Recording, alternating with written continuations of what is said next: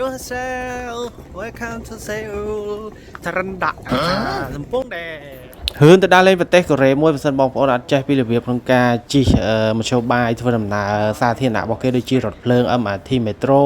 ឡានក្រុងអីទេហើយបងប្អូនថាចង់ទៅជិះតាក់ស៊ីអីខ្ញុំជឿថាគឺបងប្អូនធៀមតលុយស្ពាយលុយពីខ្មែរទៅមួយបាវក៏ចាយអត់គ្រប់ដែរអញ្ចឹងវីដេអូនេះគឺខ្ញុំនឹងបង្ហាញអំពីtechniqueខ្លះៗសម្រាប់បងប្អូនទាំងអស់គ្នាធ្វើដំណើរតាមមធ្យោបាយសាធារណៈតាមរយៈរថភ្លើងហើយក៏ជាការធ្វើដំណើរចេញពីពលានយន្តហោះ Incheon សេអ៊ូលទៅកាន់កណ្ដាលទីក្រុងនៅពេលដែលយើងធ្វើដំណើរទៅដល់ពលានយន្តហោះដើម្បីឲ្យបងប្អូនចំណេញលុយជាងយើងជិះតាក់ស៊ីអញ្ចឹងងាយស្រួលរហ័សអត់ស្ទះចរាចរណ៍ហើយយើងចំណាយលុយតិចចំណេញ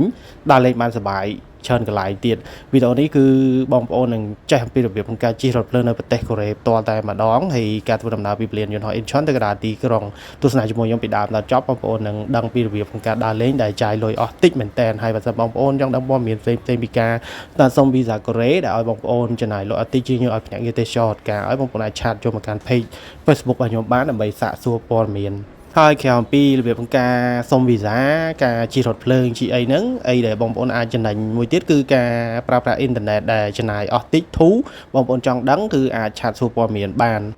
បងប្អូនដែលមានចម្ងល់ផ្សេងៗតាក់ទងទៅនឹងការធ្វើដំណើរកម្សាន្តការស្នើសុំទិដ្ឋាការជុំវិញពិភពលោកការឆែកមើលតម្លៃសម្បត្តិយន្តហោះឡានក្រុងរថភ្លើងសម្បត្តិទូកកាណូតឬការឆែកតម្លៃសន្តាគារគ្រប់ទិសដៅជុំវិញពិភពលោកបងប្អូនអាចឆាតចូលមកកាន់ page Facebook របស់ខ្ញុំបានហើយសម្រាប់បងប្អូនដែលទស្សនានៅលើ Channel YouTube សូមចុច Subscribe បន្ទាប់មកចុចនៅលើរូបកណ្ដឹង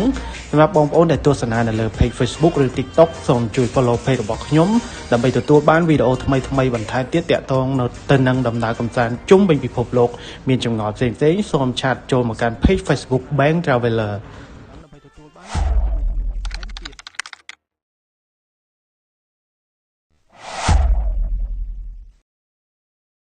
សម្រាប់លោកអ្នកដែលត្រូវការសម្ភារៈសុវត្ថិភាពគុតគង់ទៅតាមស្ថាប័នអង្គភាពឬក្រុមហ៊ុនរបស់លោកអ្នកអាចទំនាក់ទំនងមកកាន់រក្សាសេដ្ឋីដែលមានគុតគង់សម្ភារៈសុវត្ថិភាពគ្រប់ប្រភេទក្រៅពីនេះក៏មានសេវាកម្មផ្ដល់ជូននៅវិញ្ញាបនបត្រ ISO គុតគង់សម្ភារៈសុវត្ថិភាពបង្រៀននិងបណ្ដុះបណ្ដាលផ្នែកសុវត្ថិភាពនិងគុតគង់សម្ភារៈអគ្គិសនីផងដែរព័ត៌មានបន្ថែមលោកអ្នកអាចទំនាក់ទំនងមកកាន់លេខទូរស័ព្ទដែលដាក់បង្ហាញនៅលើអេក្រង់ឬក៏ចូលទៅកាន់ page Facebook ដែលមានដាក់បង្ហាញនៅលើនេះអញ្ចឹងនៅពេលដែលបងប្អូនទៅដល់កន្លែង Arrival ស្ថានីយ៍អន្តរជាតិមកដល់របស់ពលានយន្តហោះ Incheon នេះបងប្អូនគាត់តែពោះដំណើរទៅតាមសញ្ញាដែលគេដាក់ MRT រថភ្លើងហ្នឹងឬមួយក៏គេដាក់អក្សរថា Airport Rail Road All Stop ឬមួយក៏ Express Line អញ្ចឹងវាមាន line 2ខ្សែ Express ហើយនិងខ្សែឈប់ច្រើនចំណតអញ្ចឹងអាខ្សែ Express នឹងវារៀងលឿនជាងអាខ្សែ All Stop អញ្ចឹងគ្រាន់តែថា All Stop វាចំណេញលុយជាងវាយឺតជាងតិចតួចអីហ្នឹងទេបើបងប្អូនចង់ចំណាយតិចយើងជិះអា All Stop ទៅតែបើបងប្អូនចង់លឿនគឺយើងជិះអា Express Road របស់គេទៅហើយសបុតបងប្អូនអាចកក់ online មុនបានសម្រាប់ការតំណតំណងកក់សបុតអីអាចឆាតចូលមកកាន់ page Facebook របស់ខ្ញុំបានព្រោះជិះវិញពេលទៅដល់ញ៉ៃពិបាកទិញពិបាកអីគឺហើយអត់មានកាតអត់មានអីទិញហ្នឹងគឺយើងអាចទិញទុកមុនបានដើម្បីទៅដល់នោះគឺយើងគ្រាន់តែមាន QR នៅក្នុងទូរស័ព្ទហ្នឹងអាច scan ឆ្លង gate ឋានីរថភ្លើងរបស់គេនឹងបានអញ្ចឹងឥឡូវខ្ញុំកំពុងធ្វើដំណើរទៅកាន់ All Stop ខ្សែដែលខ្ញុំជ្រើសរើសហ្នឹងគឺតម្លៃវាធូរអញ្ចឹងយើងមានសបុតមានអីដែលយើងបានកក់រួចមាន QR code ហ្នឹងគឺយើងអាចឆ្លង gate ដែលគេដាក់នៅតាមចំណតទេសភ្លើងហ្នឹងយើងឈ្មោះទៅតាមសញ្ញាដែលគេដាក់ថា All Stop Train ហ្នឹងទៅគឺយើងចុះទៅចាំរថភ្លើងហើយទិសដៅដែលយើងត្រូវចាំហ្នឹងគឺពី Incheon Airport ហ្នឹងទៅកាន់សេអ៊ូលអញ្ចឹងចំណតដែលខ្ញុំត្រូវចុះហ្នឹងគឺចុះនៅស្ថានីយ៍យើងដឹងពោដែលខ្ញុំត្រូវធ្វើដំណើរប្រហែលជា1ម៉ោងបើបងទៅសេអ៊ូលអាចថា40 នាទីអីទេហើយជិះរៀងយូរគួរសមរបស់គេដែរហើយសន្តាគារក៏ខ្ញុំជ្រើសរើសនៅម្ដុំយើងនឹងពោនោះវាស្រួលស្នាក់នៅហើយបើសិនបងប្អូនចង់បានអូតានៅតំបន់ប្រជុំជនហើយងាយស្រួលធ្វើដំណើរទៅណាមកណាងាយស្រួលរំជោបាយធ្វើដំណើរស្រួលរកអីញ៉ាំហើយបន្ទប់រៀងធូរថ្លៃអីហ្នឹងបងប្អូនអាចឆាតចូលមកកាន់ page Facebook របស់ខ្ញុំបានពេលរថភ្លើងមកដល់នៅពេលដែលរថភ្លើងបើកទ្វារហ្នឹងយើងចាំឲ្យអ្នកដំណើរចុះហើយចាំយើងឡើងលើរថភ្លើងហើយការជិះរថភ្លើងនៅកូរ៉េនេះគេរៀងគោរពសិទ្ធិចាស់តិចបើសិនបងប្អូនឃើញចាស់អីយើងងើបឡើងទៅបើសិនកន្លែងរថភ្លើងពេញអីឲ្យចាស់អង្គុយទៅព្រោះថានៅនេះគេរៀងអតិភិបសម្រាប់ចាស់គេល្បីនៅជប៉ុនអីណាជិះរថភ្លើងខ្ញុំទៅជប៉ុនខ្ញុំអត់ទៅឃើញគេគ្រប់អតិភិបចាស់ដូចខាងនៅកូរ៉េនេះទេចឹងដូចពួកខ្ញុំអីខ្ញុំទៅកូរ៉េទៅណាក៏ដោយពេលឃើញចាស់អីមិនថាជិះឡានក្រុងជិះរថភ្លើងអីបើសិនជាអីចង្អៀតខ្ញុំសុកចិត្តឡើងឈរឲ្យចាស់គាត់អង្គុយគាត់នេះទៅវាស្រួលជាង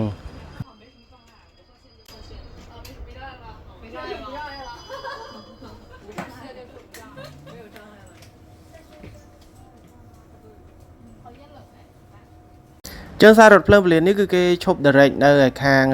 trong nó sẽ ô trong nhom thời to hồ sẽ ô màn tích nhưng mà hồ line transfer. Ok, trên bị tay plơm line cái đảo yon mà là về B3 tạm máu nhưng hồ line one chỉ to rồi và dương đây nơi sẽ ô station nó trên từ kẹo tới là nếu nhom hồ line one chỉ to thôi vào tai nhom sân. Nè thì nhà cái line one này.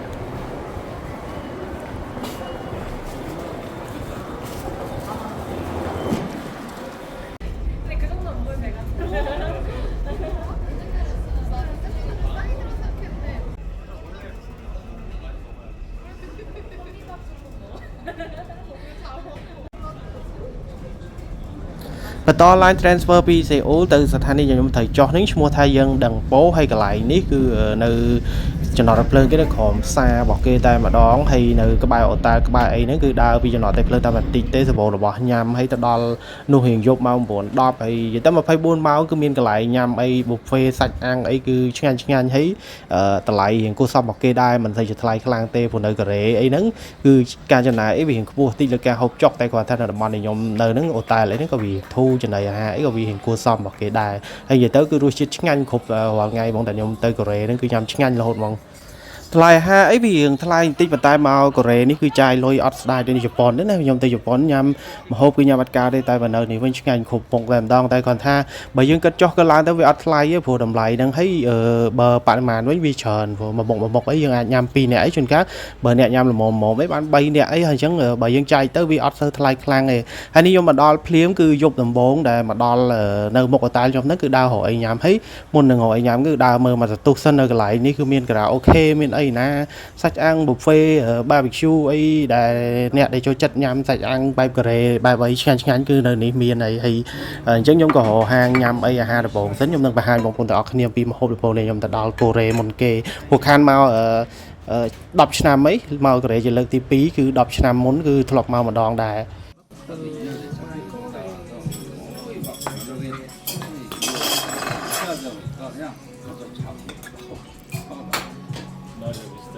거의 그냥 근데 처음에 시간에 막 10시도 가고 이게 시간 되니까 내가 무감하게 당연히 나는 그럴 수 이런 사람이야. 내가 어쩌다가 내 저는 더 심한 게 컴퓨터 하다 보면 여기도 ហាងនេះគឺជាហាងដែលបើកឆាកកៅឆាយស្វាគមន៍ការមកដល់របស់ខ្ញុំហើយហាងនេះគេរៀបចំស្អាតមែនតើនិយាយទៅហាងទូចណាប៉ុន្តែមនុស្សពេញហ្មងនិយាយទៅទាំងគ្រប់ហាងទីធ្លាគេទូចទេបរិវេណហាងអីតែគ្រាន់ថាមនុស្សពេញហ្មងហើយកន្លែងនេះសម្រាប់អ្នកដែលចង់ enjoy ឡាយល្ងាចឡើងអីមកហូបចុកខ្លែមអីតិចតួចហើយមកហូបគេមានគេចិត្តចប់មានជ្រក់មានអីទៅរសជាតិឆ្ងាញ់គ្រប់មុខតែម្ដងអាជ្រក់របស់គេហ្នឹងគេមានគ្រាប់ស្ដាយគ្រាប់អីឲ្យយើងក៏ដល់មាត់មុនហ្នឹងគេដាក់មកហូបដាក់បាយដែលយើងកំងហ្នឹងណាហើយអារសជាតិមាន់កូរ៉េរបស់គេហ្នឹងគឺរសជាតិខ្ញុំនិយាយឲ្យអួយហ្មងគឺបេះតែម្ដងឆ្ងាញ់មែនតើបងប្អូនអើយ6ឡាថោ 거기 눌러드리는 애가 또 ឥឡូវបានកំងមកហូបបានបាយអីហីមកហូបបាយគេបាន Google Translate ផងអីផងអ្នកនៅកូរ៉េនេះក៏មិនសូវចេះអង់គ្លេសបានដែរហើយអាហារពីមុខគឺមានសាច់គោ barbecue របស់គេហ្នឹងហើយមានមាន់ល្ងរបស់គេហ្នឹងគឺឆ្ងាញ់ហ្មងនិយាយទៅមាន់ល្ងហើយបើសាច់គោគេហ្នឹងវារសជាតិធម្មតាអាចមកញ៉ាំបានហើយជ្រក់របស់គេហ្នឹងឆ្ងាញ់គ្រប់មុខហ្មងអាចចប់នៅកូរ៉េនៅអីហ្នឹងគឺអាគ្រឿងចប់ហ្នឹងឆ្ងាញ់ហ្មងហើយថ្ងៃដំបូងក៏ enjoy live ដាក់ bây giờ thì chị cầm đào púa vừa từ đó lúc hơi sau này phía biển đọc ông xa chiên này đấy mà thì chị đấy nhưng chân cho PSK mà ha là nghề giấy cứ mà pe lấy pin nè phải chỉ $30 chẳng dừng chạy tới mình nè phèm đập $1 hay hàng này cứ nhom lạnh cho để co bao cái mình tên hàng túi tới mình tay cứ hiệp trong xa thấy nhiều cái pin cái lại khá to dương từ rồi trái mấy tay nhom từ hiện dục trời chống ở sân miền mình chờ này hay chắc nơi cái cứ enjoy thao cứ PUBG ra hao này ai mình dạy hưởng phật sĩ show mấy ngôn mà chạy kia đôi việc chuộc kia chứ nè thọp mơ hưởng cái mơ ấy đăng ấy vậy đôi chạy đôi chuộc kia chứ vài prap taro chiên mà vậy mỡ chẳng mua mềm cái đọt tắc cái đạn này phật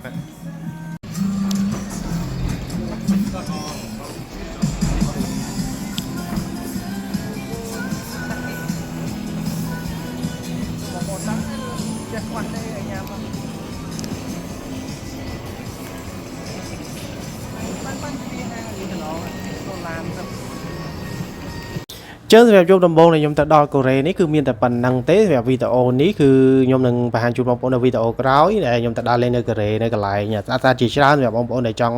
ដឹងថាទៅលេងណាខ្លះហើយរបៀបការធ្វើដំណើរទៅណាមកណាមិនខ្លះចាយលុយអស់ប្រមាណអីខ្លះបងប្អូនអាចទ្រង់ចាំទស្សនានៅវីដេអូក្រោយអរគុណសម្រាប់ការទស្សនារបស់បងប្អូនទាំងអស់គ្នាជួយចុច Subscribe តបមកចុចនៅលើរូបកណ្ដឹងហើយ Follow Page Facebook របស់ខ្ញុំដើម្បីទទួលបានវីដេអូថ្មីៗដែលខ្ញុំអាប់ឡូតបន្តទៀត